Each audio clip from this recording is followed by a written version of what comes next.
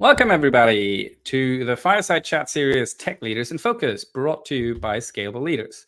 Today, we're going to talk to Yaniv Bernstein, who is the ex-COO and ex-VP of Engineering at Airtasker, founder at Circular, founder of the Startup Podcast, or co-host, I should probably say, and also ex-engineering manager at Google. Before we get started, I would like to start with an Australian custom. I would like to acknowledge the traditional custodians of the land all of us or most of us are on. And I would like to pay my respects to elders past, present, and emerging. Now, what is this series about and what can you expect from the next hour? Over the last few years, there's been a realization that the transition into leadership roles is harder in tech.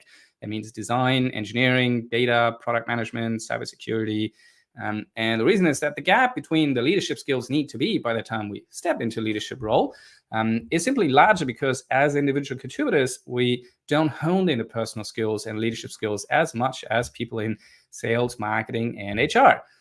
We focus just on really complex and abstract problem solving as individual contributors. And so as a result, many of us feel stuck or overwhelmed by the time we get into leadership roles. At Scalable Leaders, we focus on giving leaders that extra support system to unlock their potential, fast-track their growth, and avoid burnout. It's a support system that's designed to be the fastest way for leaders in tech to level up. In this series, however, of Fireside Chats with established leaders in our tech ecosystem, we want to demystify what the journey as a leader looks like in reality, shine a light on common mistakes, and understand how leaders are managing the demands of their roles today. And today, we're also going to focus on how some decisions are actually easy to make, but just feel hard in execution, and that tends to hold us back from just making them faster.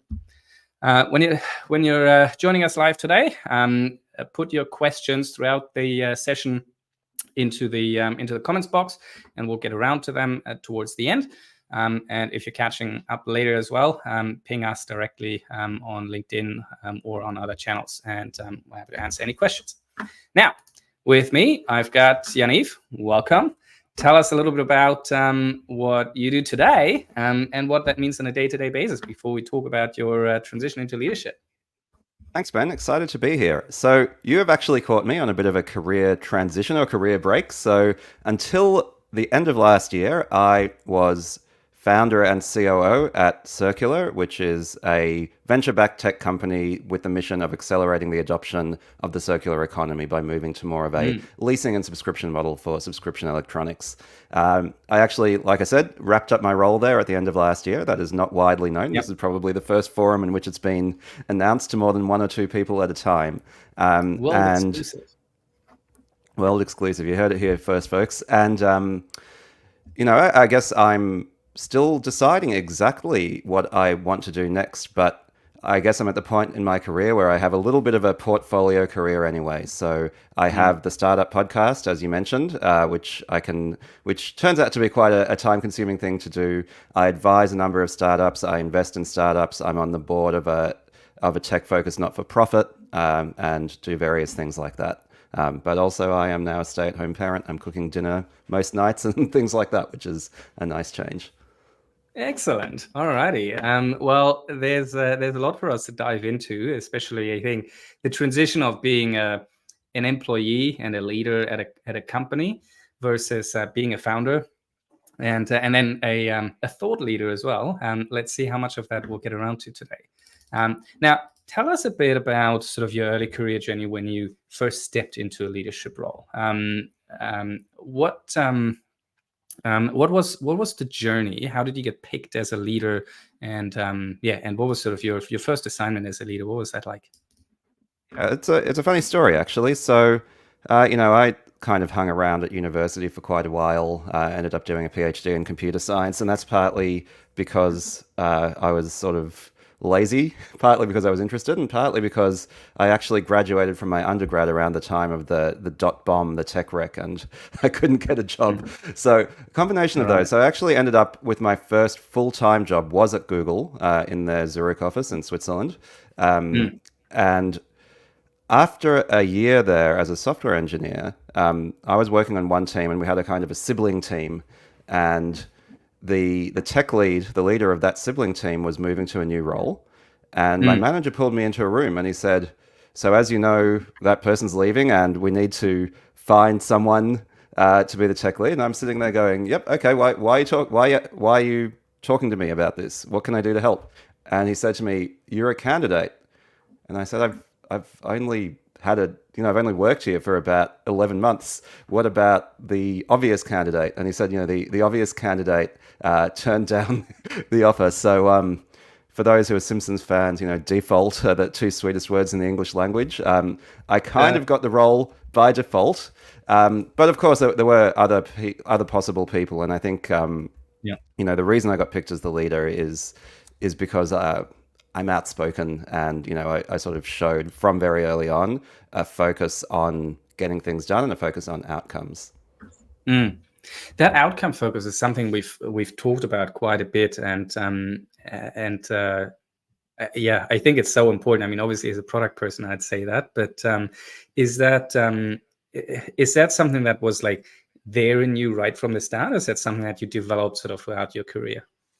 I think it was there in me from the start, and it's something that I've had to refine. And one of my principles, I guess, that I find explains some of it is I call it enlightened laziness or something like that, which is really, I think from very early on I had this concept that I hated wasted effort. Right? Some people just like working, they like doing stuff. I'm like, I'd rather do nothing. If I'm going to do something, it better deliver some value. And so I think from very early on, I got used to the idea of questioning, right? Of questioning, why are we doing this? Is there a more efficient way of doing it? What is the purpose? How do we know if we've succeeded?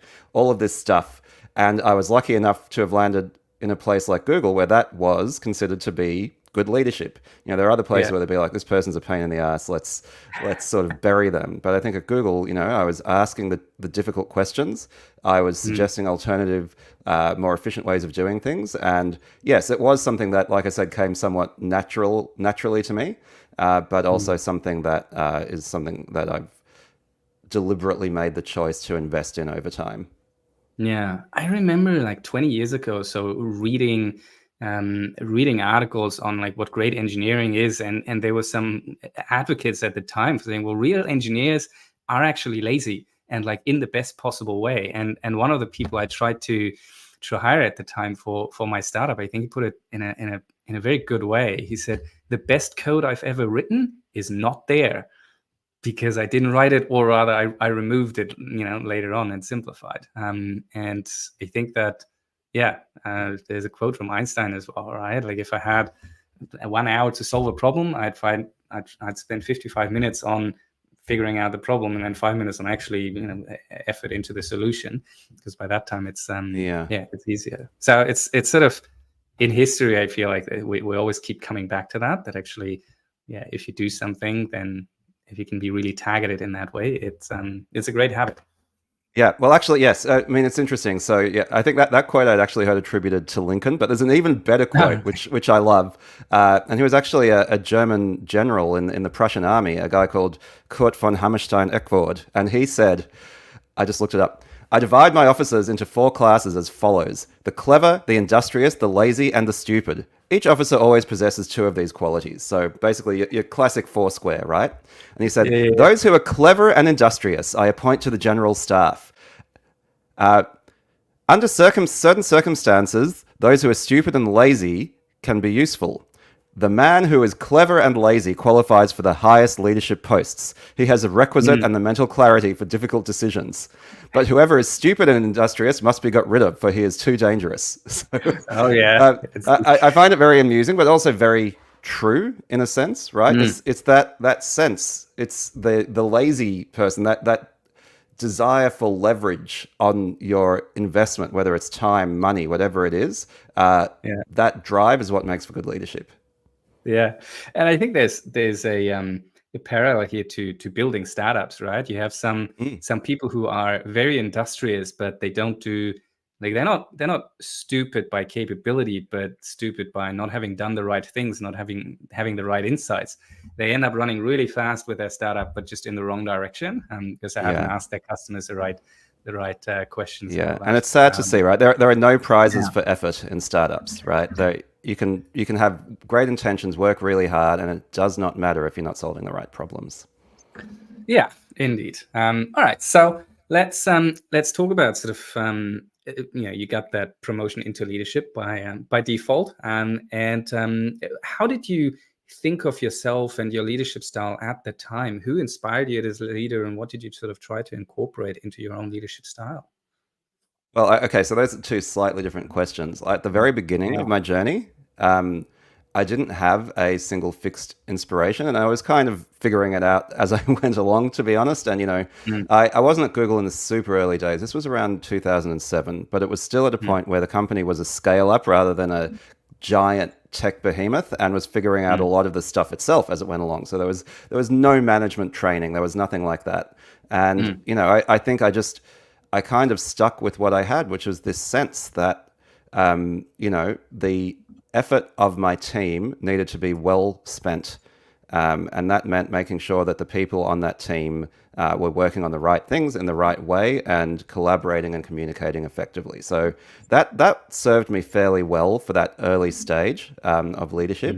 And then the leader who really inspired me came, just a couple of years, 1 or 2 years after that. There was someone called Oliver Heckman, and he is now VP of Engineering at Coda, the large document unicorn, also a sponsor of the Startup Podcast.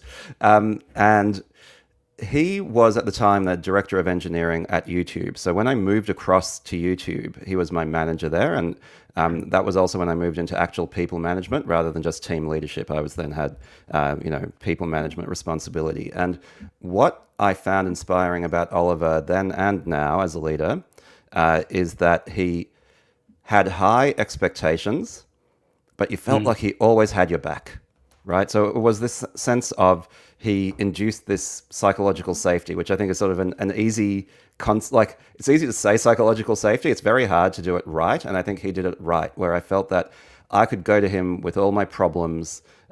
He would give me great advice. He would expect me to solve a lot of them myself, but he would go into bat for me whenever it was needed. And so it felt like a partnership, right, where he was the senior partner and I was the junior partner, but it's not like he was my boss and I was his underling. We were doing it together, and I found that really inspiring, and I think that's something that I've tried to take to my own leadership from then on.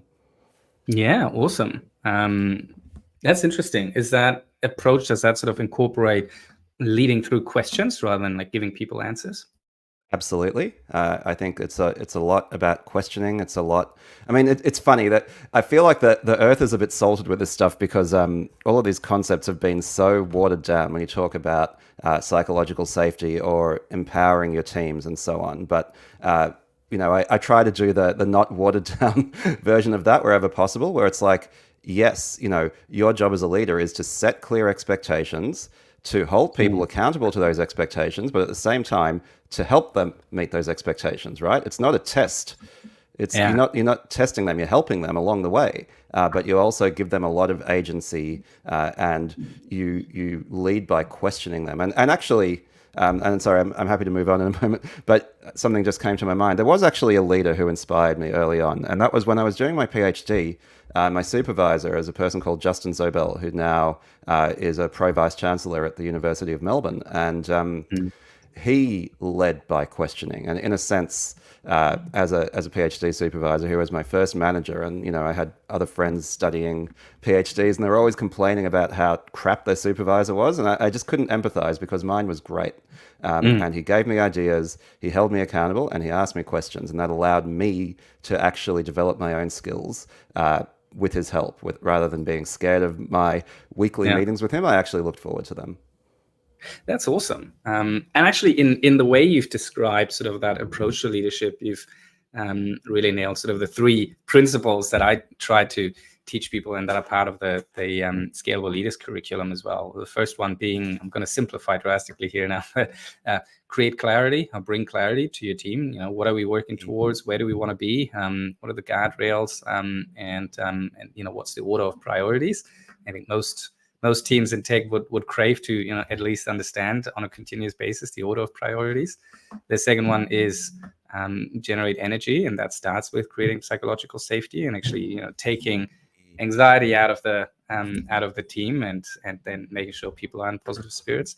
And the third one is empower them and give them the skills and tools and questions and processes to ultimately be a setup for success. And ideally that means autonomy, but only when people are ready. But the questioning is sort of I find that the most powerful way, instead of giving people the answers, to help them understand them themselves and put them on a growth journey. That's where the most learning comes from.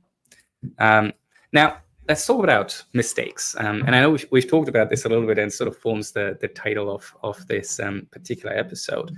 I often ask people, what's the hardest decision you've had to make? And often the answer is, well, letting people go. And when we talked about it, you had sort of a slightly different take on this.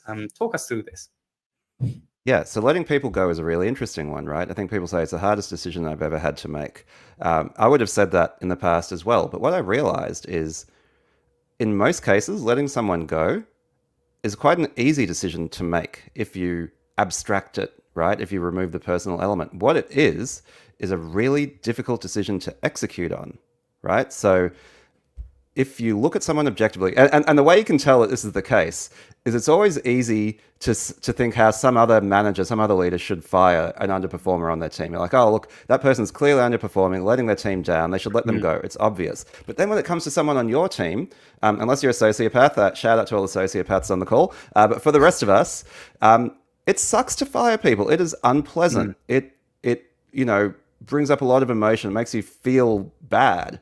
And so the thing that makes it feel like a hard decision is actually thinking about the fact that you're going to have to execute it, and that's going to be unpleasant.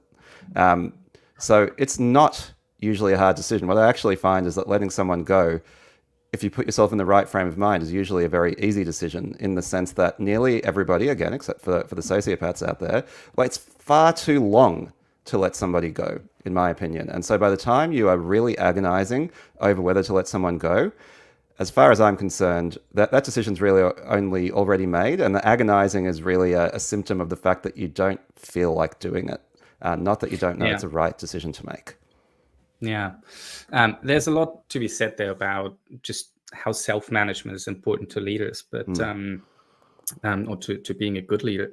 But you remind me of something that Ben Horowitz has written in his book, Hard Thing About Hard Things, where when people make redundancies, right, for company performance reasons, often there is this feeling that, oh, this is a great time to get rid of all the low performers. And his take is, well, that is the worst way to look at it, because A, if they are low performers, you probably should have gotten rid of them in the first place. And B, if you have this sentiment when you have to get rid of people, it's the wrong way to start, because you have to get rid of people because you as a leader failed, right?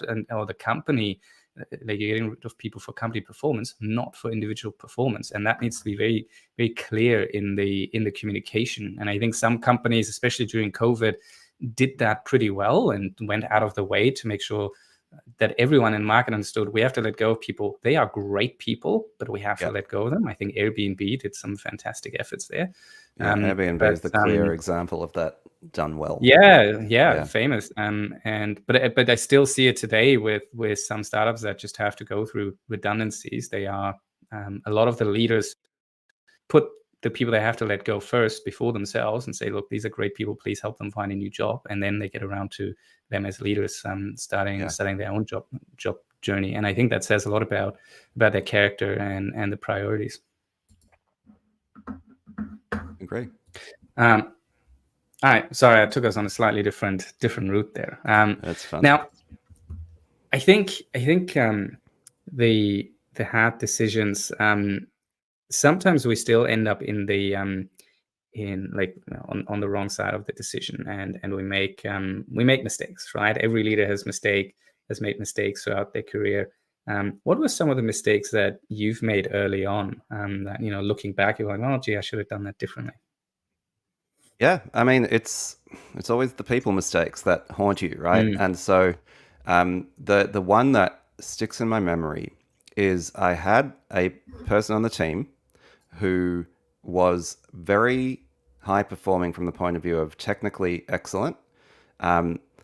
Also, someone I personally got along with quite well. But he was also kind of a bit unpleasant and obnoxious to other people. And I dismissed that for a long time as, oh, well, he's a bit of a pain in the ass, but, let's call this guy Sam. You say, oh, well, that's just Sam. And I've learned that it's just X is actually a great warning sign. It's a great red light. So what it turned out is, okay, so it was a bit obnoxious to some people, but it turns out that a number of women on my team, and I unusually had a fairly gender balanced team I was managing, were made to feel uncomfortable by him. And I think over time it became clear that he had some sexist tendencies or some biases against women. And it's not that I didn't take it seriously, or I felt I was taking it seriously at the time. I mediated, I gave him a lot of feedback. I brought people together. I supported the women who were affected by it. But actually, none of that was enough, right? And that's the sort of behavior that ultimately should just not be tolerated. So it's not something that you coach someone out of. If it's repeated behavior and like a single warning doesn't suffice, then unfortunately you need to do something for the overall safety of your team. And I didn't do that. And a few years later, I heard from one of the women on the team who said that she still felt negatively impacted by it. To be clear, there was no, harassment or assault or abuse or, physical abuse like that, but it was a psychological abuse. And, I guess I didn't realize at the time how deeply that can impact people. And, that's a mistake that I would never want to make again. Thank you so much for sharing and being so open about that. It's a really tough one, right? I think we see this again and again. I think that the sentiment is starting to shift, but a lot of leaders today, like especially the ones just getting into leadership roles, wanting to kick goals, etc., wanting to hold on to the high performers in their team. I'm not gonna say names either, but a friend of mine was working at a company, a woman, and at the Christmas party, there were several remarks being made in her direction by a new leader at that organization who was hired from a prestigious company, and people really wanted him to succeed and felt like this is going to uplift the capability of the team and all these things, and none of the comments were okay. And there was ultimately an HR complaint, but it was handled so poorly that it made her feel like she didn't even matter. It's there was no warning. There was not even a oh, okay, I guess it was just a misunderstanding. So it's hard, not just for new leaders, but then also for the HR teams around it, etc. But yeah, I'm glad that we're seeing a lot more action on these things these days. So yeah, thank you for sharing. It's really important, that topic.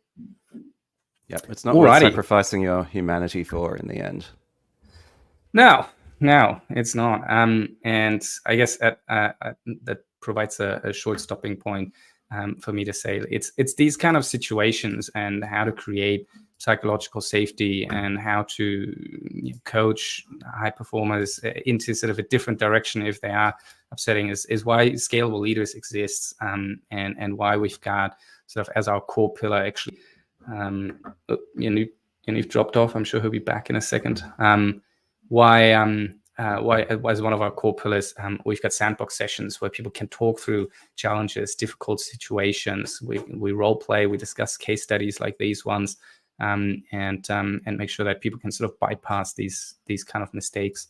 Scalable Leaders also has a 24/7 community of peers, where you can get support on Stack Overflow. And he's back. Here we go.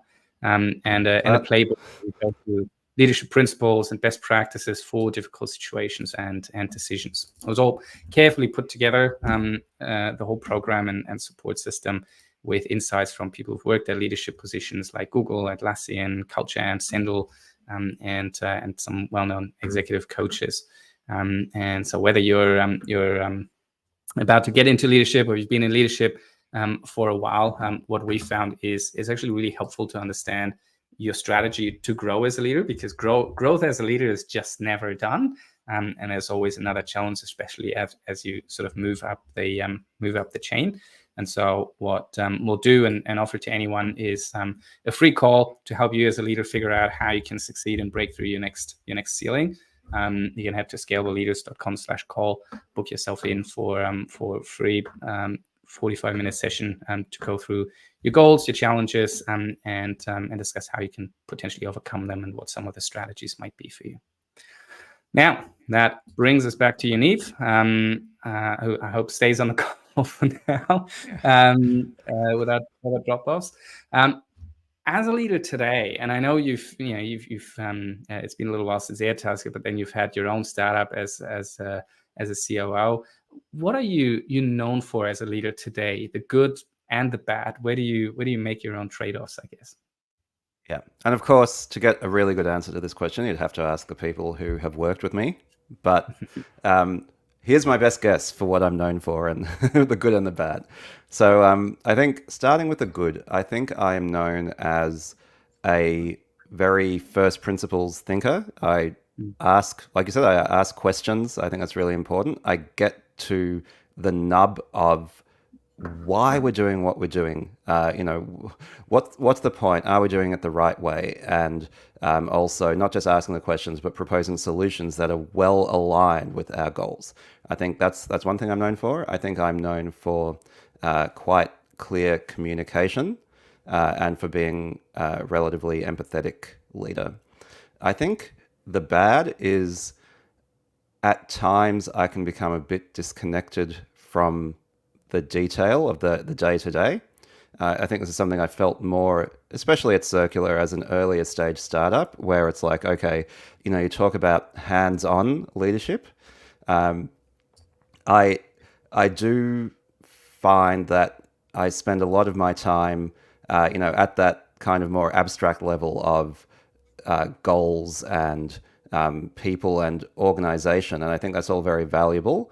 But sometimes I don't get enough into the weeds. And, as with all things, there is balance. I think there are a lot of leaders who are too much in the weeds. I think there have been times, and I've had this feedback and accepted that feedback, where I've not gotten my hands sufficiently dirty. We talked about my skincare routine before. Beautiful hands, never done an honest day's work in their life. We'll get to that. Good teeth. So yeah, I think those are some of their strengths. And the other bad one is,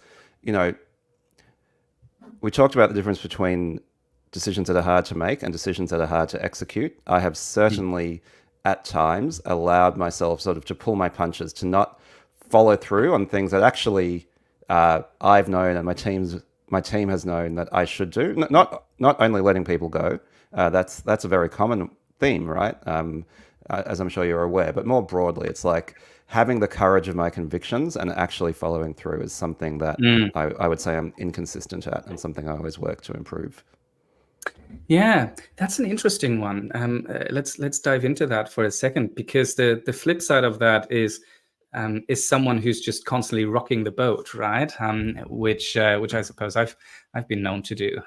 When when you're aligned on the goals and you've thought about them, you've thought deeply about the solutions, and you understand that, all right, well, the current solutions that the team is working towards and through just aren't going to get us there, or are going to get us there so slowly that we're ultimately still going to miss the mark or expose ourselves to competitive risks, etc. But there's sort of a balance between, all right, well, currently people aren't aligned with that new way of thinking. Do you push through and sort of rock the boat a little bit, but the outcome is going to be better, or do you pull your punch and sort of see potentially that risk materialize? And there's never any value in saying at the end, well, I told you so, right? Well, here's my thinking on it. And maybe this is a little bit too extreme. And like I said, I'm inconsistent in practicing it. They talk about picking your battles. And I think reluctantly, I agree, you need to pick your battles. But the battles that you pick, you fight them hard, right? So you don't pull your punches. If you take a swing, you follow through, right? You don't half-ass things, because that is the worst of both worlds. It's like, we should do this, but then you put a bit of effort in and it fizzles out halfway, and you allow it to be compromised by, bureaucratic whatever, and you don't put enough force behind it to actually land the punch. You can choose a less violent metaphor if you like, but it remains, right? It's like, do or do not. Like, pick whether you're going to fight the battle, and then the ones that you do want to fight them properly. Put the resources behind them. Maybe the less violent analogy is your course of antibiotics, right? If you take one, we'll take the whole course and not stop halfway, because at that point you've just actually helped the bacteria become more resistant. Well, I mean, we're still killing things there, right, Ben? They just happen to be bacteria. Oh, well. All right. Just a reminder for everyone on the stream, chuck your questions into the comment section and we'll get around to them shortly. Otherwise, I have lots of skincare questions for Yaniv. We can definitely fill the time there. Before we get into that is the new brave world of working hybrid or remote, which, I mean, we've been doing it for a while, but currently we'd see a lot of companies sort of go back to asking people to come to the office full time. Where do you stand on that, and how did you adjust to? I think Circular was actually sort of an international company very early on. Yeah, how have you adjusted? I mean, not amazingly well, I would say. In fact, we've recorded an episode of the Startup Podcast on the topic of remote versus in-person versus hybrid. It's going to be published either next week or the week after, I would say. So make sure you subscribe in your feed and you'll get that. But so I guess my thinking on that is sort of top of mind at the moment. But I think that what I've concluded is that we've gone from a very simple world where it is, you all work in person. That's just what you do. You go to the office, right? And then we went from that to actually another pretty simple world during COVID, which is you're all remote because there's a lockdown and you all work from home. And so I think either in person or remote are both relatively simple in that they are absolutes, right? But then you talk about hybrid, and the way to think about this is imagine you've got a spectrum with in person at one end and remote at the other end. Hybrid is not one thing. Hybrid is every point in between. And I think the mistake that most companies make, that most leaders make, is not choosing which of the nearly infinite versions of hybrid they are going with, right? So you kind of end up with this sort of mishmash where you're like, oh, well, we're mostly in person, but we're flexible, or we're hybrid, but we expect people to come into the office. But, nobody, like this team, they never come into the office at the same time. So do we need a new policy? And it's all very ad hoc. And so I think what it means is the advent of the possibility of remote work and I guess the normalization through COVID means that leaders now have another set of decisions they need to make that they simply did not have to make before, which is what is our set of policies that we have around our work policy. Used to be simple, now it's not. In this upcoming episode, we break down what are the different decisions you need to make. But as with most things, the most important thing is to make deliberate choices rather than be ad hoc. I feel there are very few companies who have done this well, including those that I've been responsible for. Yeah, it's hard, right? I think even first thing to acknowledge is I think most people listening to the podcast will probably be in a position where the company gives them policy and they sort of have to champion that to their team without having a real say themselves, even if they don't really agree to that policy. But I feel like a lot of organizations feel like they've made a very firm decision because the decision is, all right, 3 days in the office, Tuesday, Wednesday, Thursday, and that's it. But there's so many decisions on top of that need to be made about, well, how do you actually make that a level playing field when people are in the office and when they're remote, right? How much do you invest into office equipment? Do you restructure the way the office works to give people phone booths? Because there's always going to be someone who's going to be remote.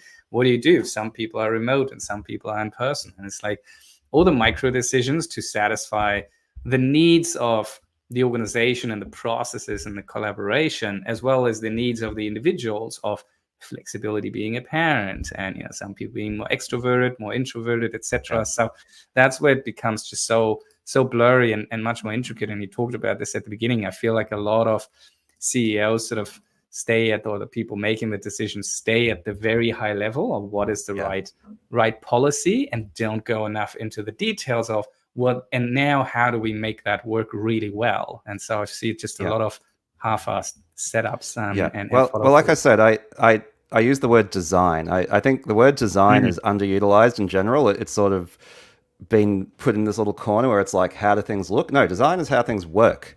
And if you want your team to work well together, it's called work, right? You're at work. Yeah. Actually design your work environment. And I think, we've added this huge new degree of freedom, which is the possibility to work remotely. You have to design that. And design takes thoughtfulness. And I think that's often the thing that's missing. But just the one thing I would add to all of that is, unless you are a fully remote environment, which is, a handful of organizations around the world, I would believe, it is important to get people all together at the same time. I do think that's important. We're humans. We are made of meat. We've evolved that way to be in the same room, to smell each other, to see each other in 3D and high definition, all of that. And so even if you are fairly remote or somewhat hybrid, I think it is really important to, again, design for the team to all get together and get to know each other in that real world space, IRL. So I think that's sort of my one nearly universal guideline that I would give. Yeah. And I think a few organizations that define themselves as fully remote, like Buffer and Atlassian, do that with saying, well, once a quarter or once a year, or however the cadence, we do get together in person for a day, a quarter, or a week, a year, or something like that to do that, because they've realized how important that is. I think the rest of the world is still looking at us like, why would we pay for a week's vacation for all of our employees, right? Yeah. So that's one thing we did very much right at Circular, is that we had a twice annually company retreat. It was actually in Bali, so it was pretty awesome, right? It was very clear that the aim of this is, although there was a work component, this was about getting to know each other as people, building up that trust and that sort of that human connection that then allows us to be more effective when we all go back to our own countries and are, in different places and different time zones, and we're, little pixelated videos that we can actually trust each other and know where each other are coming from more effectively. Yeah, and that is work itself, right? So Absolutely. I love the way you define that. It happens organically. It happens in the cracks of like the meetings at an in-person organization, but it's still work. It happens. It takes up time, and so just it's just different. It's not better or worse doing it that way. Fantastic. All right. Last shout out to people online. Chuck your questions for Yaniv or myself or anyone else on the stream into the comments field. Now, I'll have one or two more questions for you, Yaniv. Leadership is inherently stressful, and I think, sure, as an employee, as an executive of a company taking like public, of course, but then being a founder sort of has yet another degree of stress to it, because there's nobody else you can blame above you, other than, I guess, your investors. How do you manage yourself in sort of staying sane and keeping your stress levels to a point where you feel like you can still be effective and a good human being as a leader? Yeah. So I've got two answers to this, which are kind of different lenses to the same principle. One is, what they call pay yourself first, or, put your own oxygen mask on before helping others, or whatever, which is this concept of, if you are investing in others or helping others or investing in your future, there's always going to be demands on your time, on your emotional energy, on your attention. The only way to make sure that you are looking after yourself and managing that stress is to set aside that time for yourself first, right? So whatever it is you need, if it's, time with your family, time to exercise, time to do some meditation, time to watch Netflix, whatever it is, no matter how stressful and important your job is, you will not be good at it over the long term if you don't look after yourself. People are depending on you. If you allow yourself to burn out, flame out catastrophically, you are not doing right by all the people you are there to serve. So look after yourself. That is actually a part of your job, as well as all the myriad other things you need to do. And if you wait to look after yourself in just the little bits of time that are left over from helping everyone else, well, guess what? Most of the time, there won't be any time left over, which is why you need to set the time aside first and make it non-negotiable. So, yeah. So I think that's one kind of lens on it.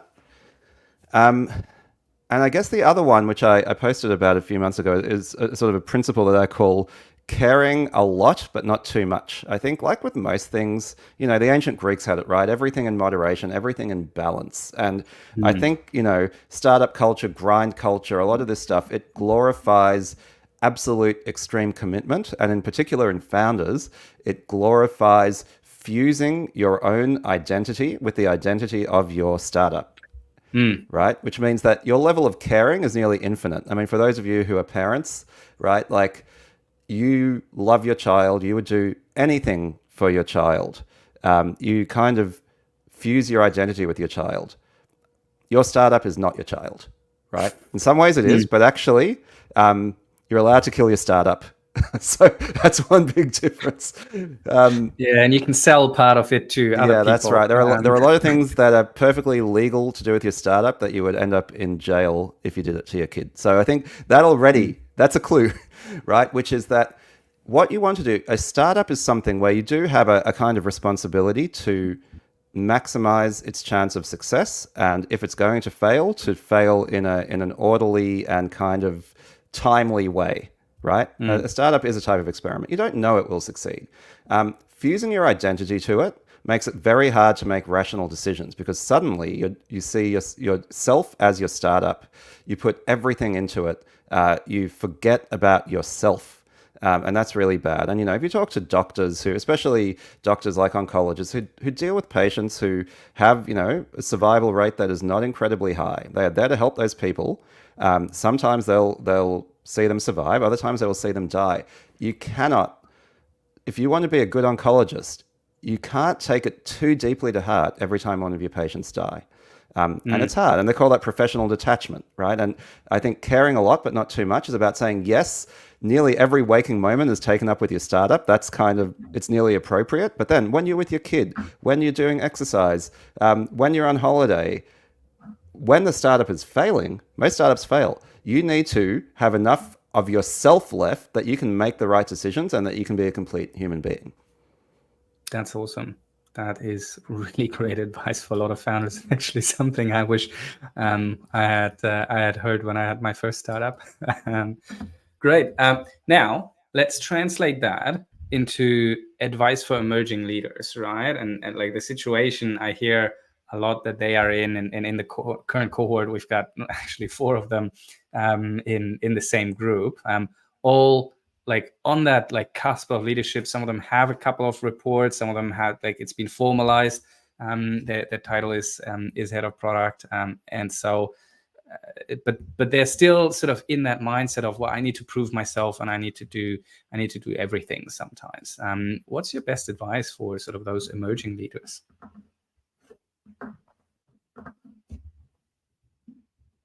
I've got a couple. So I think the key one, and it's sort of trite to the point of being tautological, but I think it's important, is to show value, right? Showing value is not about showing, it's not about time at desk. And, I guess I'll caveat this with, okay, it depends what your workplace is. If you have to adapt this to your workplace culture. Although if you're in a workplace culture that values only optics rather than actual delivery of value to your stakeholders, I would consider whether that's a good place to be working. But, in general, think about, how do I provide value to my stakeholders? Ideally to my customers, whoever they are, but also to my leadership, to my team, and so on. And focus on being valuable rather than on doing activity, right? So that's that shift in mindset, which is, all the influencers, I guess, including myself, say it, but it's easier said than done, to move from a output orientation, or even more from a sort of a just time at desk orientation, from an optics orientation to an outcome orientation. There are no points for trying. We talked about this earlier, right? It only matters if you're actually demonstrating value. And so I think that allows you to And then so taking a step back, we come back again to this principle of enlightened laziness, or whatever you want to call it.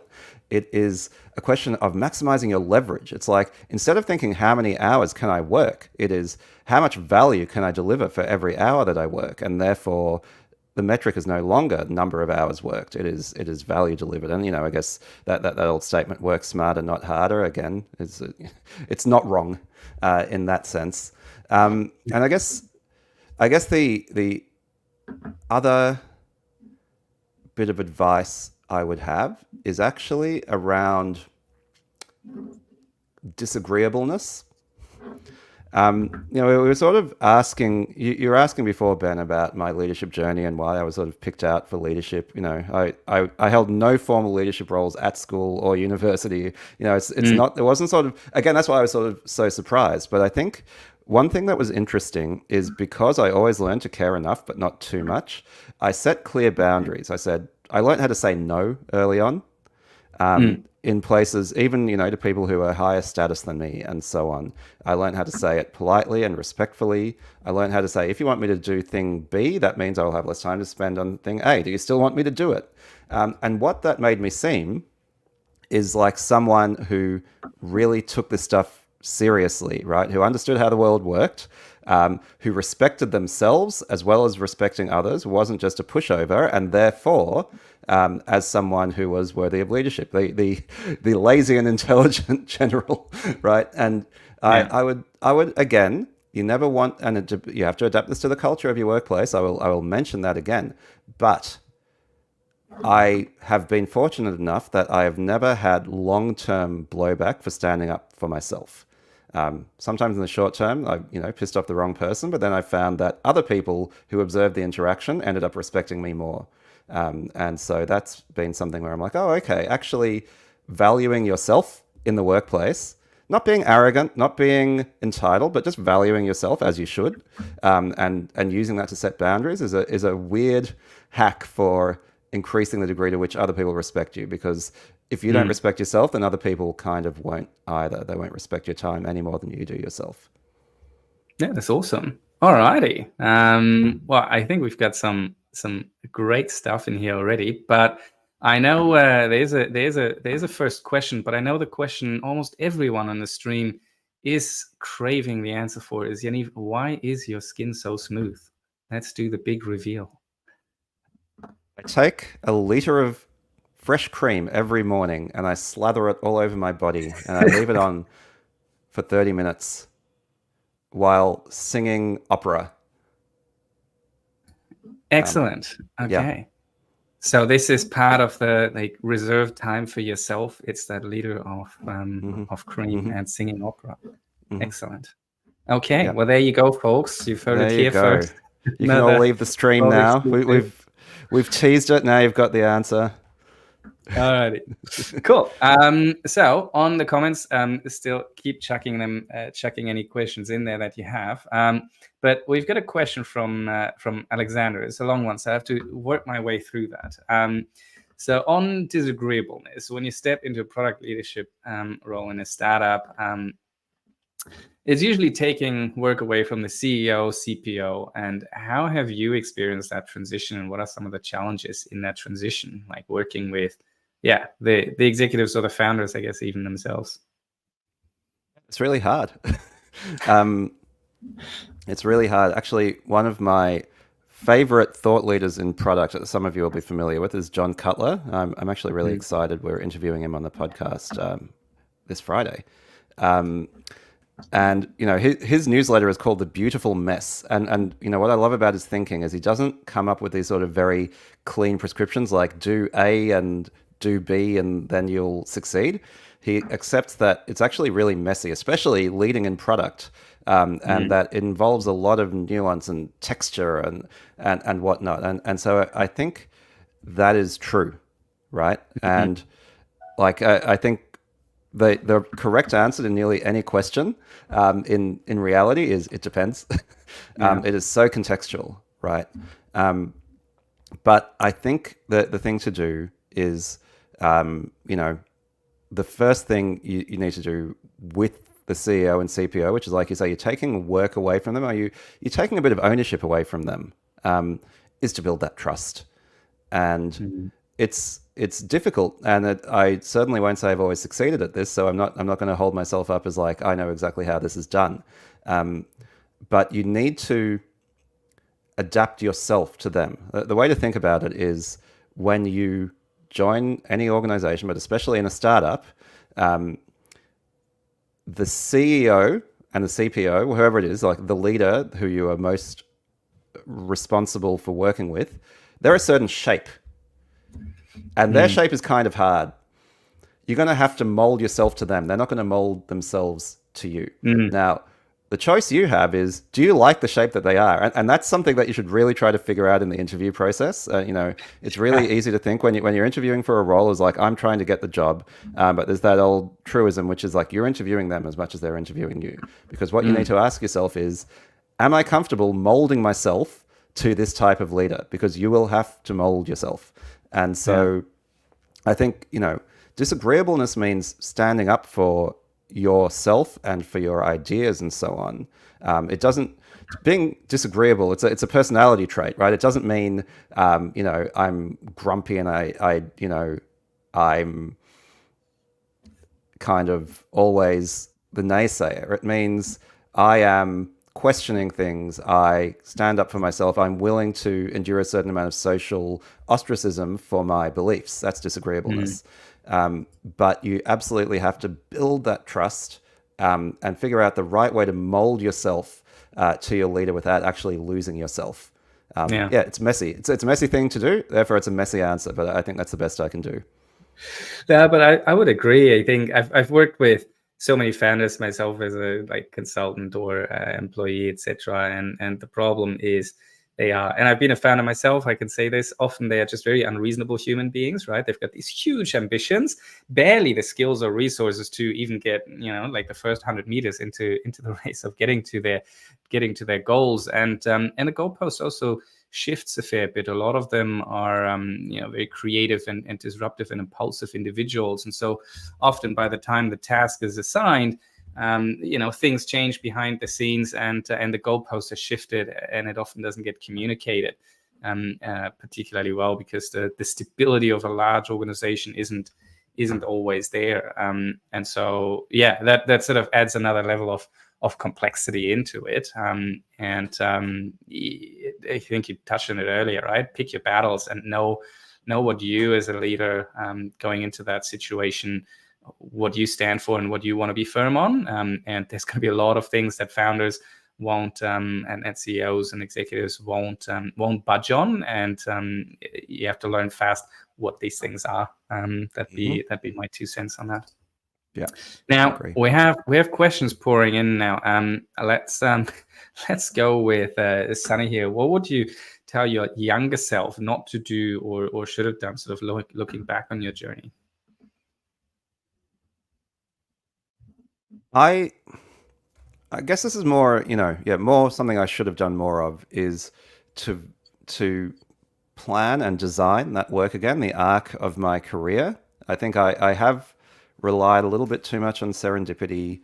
I've also, I think, stayed too long in certain roles, and in particular Google. I was there for 10 years. It's an easy place to stay, but it's not necessarily the right thing to stay for that long. And I think, I'm quite fortunate in where I'm at in my career. I'm fairly happy with that, but I don't think I put the thought into it that I could have. And, one of the things is that mindset shift that I think not a lot of people never make this mindset shift, and a lot of people don't make it until later in life when they could benefit from doing it earlier, is to go from having a job orientation to a career orientation, which is to say, your career is made up of a series of jobs, and as you become more senior, it often it fragments a little bit into little businesses and side hustles and stuff like that, sometimes with a job, sometimes without a job. How do you design that career for you? What are you trying to learn? What are you trying to achieve? What are your goals? Rather than, I'm working in this job and then what is my next job? And so that's something that I think being more intentional, putting more design into it is something I would tell my younger self. That's an interesting one. I've got a counterpoint on that is when I worked at Atlassian, and I, like yourself, I realized that oh, this is a place that's like that can be very comfortable for a really long time. And I was concerned about it, and figured, well, do I want to be better at learning the Atlassian way, or do I want to like grow as a leader in more diverse ways? So I actually made that decision to leave early on, but apparently, according to recruiters, too early. I was only there for a year and a half, to the point where people then always started looking at, well, what's wrong with this guy for only staying a year and a half there, and prioritizing the growth journey in a different way. So there's certainly a balance to be kept there. I would say I got triggered. So I love recruiters, or I love some recruiters. We might have some on the call. They perform a really valuable role, but I would not be taking career advice from them. That recruiters have a different set of incentives to an individual. And I would say, serving time at a role where you don't feel that you are growing to satisfy recruiters is not advice I would give anybody. There's probably some value in that, especially when like the tech ecosystem, over the last couple of years, it hasn't. Over the last year, it hasn't grown as much, but it looks like we're on the way up again, and just more roles than people, at least soon. All right, we're gonna have time for one or two more questions. I'll go with this one first from Adam. Any foolproof method of delivering respectful feedback? Now, I could point to the Scalable Leaders program where we actually have a template for that, but what's your take on this one? Okay, so I've got a slightly smart alecky answer, but there's something to it, which is the foolproof way to deliver respectful feedback is to be respectful. And actually, I had a post just yesterday on LinkedIn, which bombed for some reason. I put quite a lot of effort into it about delivering feedback. So Adam, maybe you can go give it a like and a reshare. But there's this thing, feedback is a gift. And what I was doing was actually unpacking that, because it sort of sounds like just a motherhood and apple pie statement. But actually, gift giving and gift receiving have protocols, right? And it's only a gift if you are trying to make someone's life better. If you care about them and you want to give them something that will help them or that they will enjoy. And then when you receive a gift, you are supposed to say thank you. You're not supposed to say, actually, I don't like this gift or whatever, even if you don't. It's a respectful interaction because you recognize that, the giver has good intentions and the receiver needs to honor those good intentions. So I think if you take the good intentions, that respect, and then you as part of respecting that, you actually put some thought into how you package the feedback. And again, that's perhaps where Scalable Leaders fits in. And there are other great resources, of course, for different frameworks or different ways of delivering feedback. But there is no foolproof method, and I think maybe this is what you're getting to ensuring your feedback is well received. You can only hope. You can give your gift to someone and they can say, well, this is shit. I already have it. Don't you know me? Okay, like that is out of your control. You can only control what you control, which is how much thought have you put into the gift? Do you know the person? Have you, have you wrapped it up nicely? And so that's pretty much what it is. Yeah, awesome. And I'd agree with that. I think, there's a lot of ways in which you can package it, and a lot of things to consider of how that person might be feeling, what headspace they're in, etc. And you can control to some extent when you give it, how you prime someone, what space you give them. So there's a lot to it to sort of soften the blow without making it less effective, and still ensuring that. But it's certainly an art and a whole craft on its own.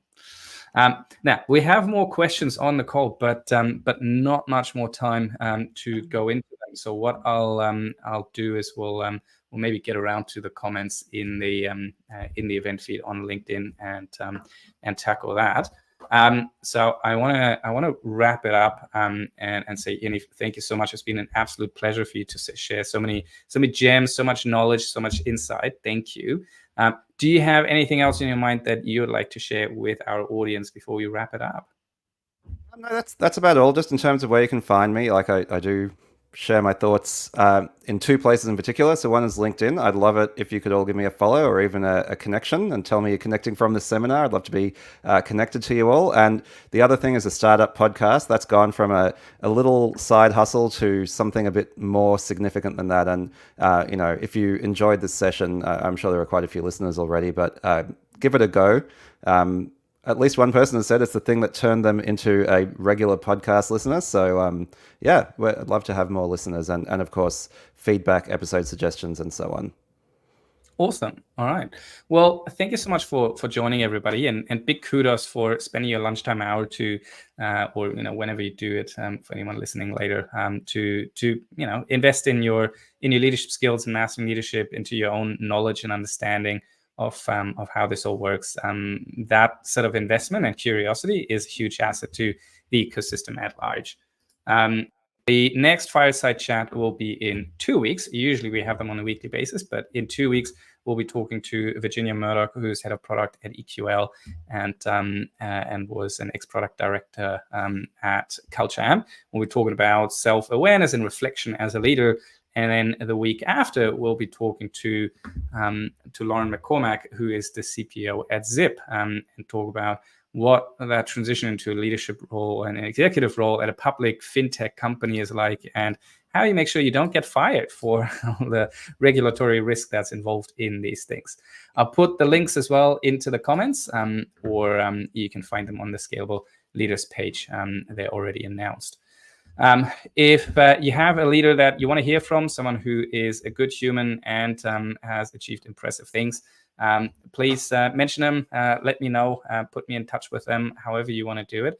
And remember, if you've got any challenges as a leader that you want to talk through, or sort of get a strategy for breaking through your next barrier, just book a call at scalableleaders.com/call. Completely free, no strings attached. And other than that, have a wonderful day, everybody. I hope you're going to enjoy the rest of January, and I hope I see you on the next one. Have a good day. Bye.